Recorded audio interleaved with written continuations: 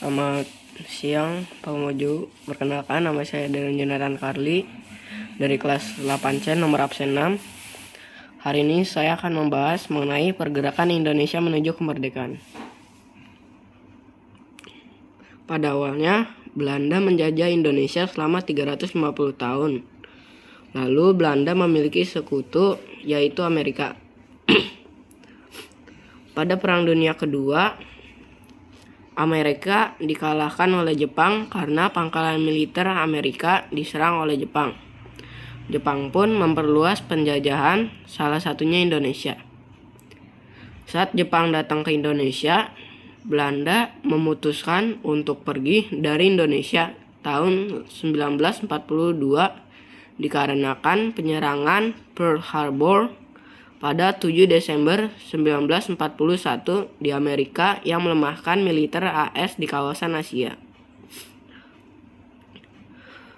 Lalu, Belanda menyerahkan wilayah Hindia Belanda kepada Jepang dengan perjanjian Kalijati di Subang pada tanggal 8 Maret 1942.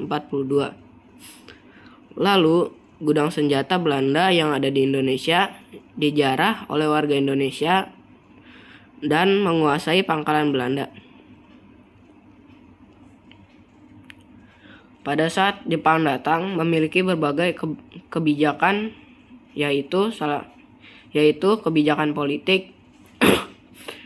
Kebijakan politik. Jepang datang ke Indonesia pada tahun 1945.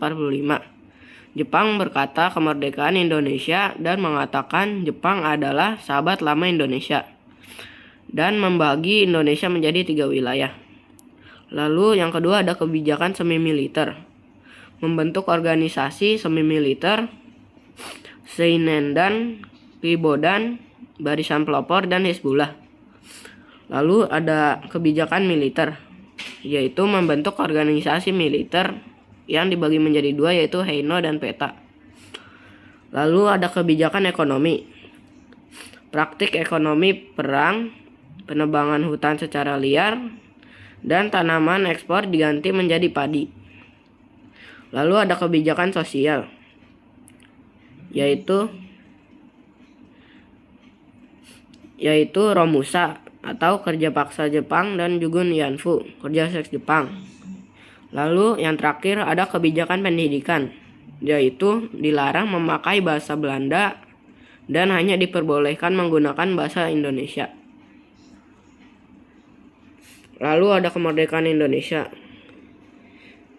Yang pertama, pembentukan BPUPKI yang dibentuk pada tanggal 29 April 1945 untuk menyelidiki hal-hal yang berhubungan dengan kemerdekaan Indonesia.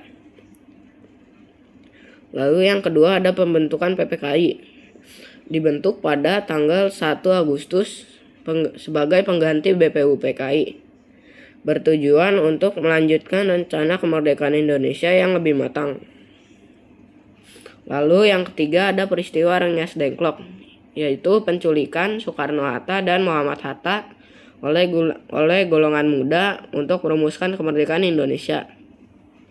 Yang terakhir ada perumusan teks proklamasi yang dilakukan di rumah Laksamana Maeda dan dibicarakan di rumah Soekarno pada tanggal 17 Agustus 1945 dan diketik oleh Sayuti Melik.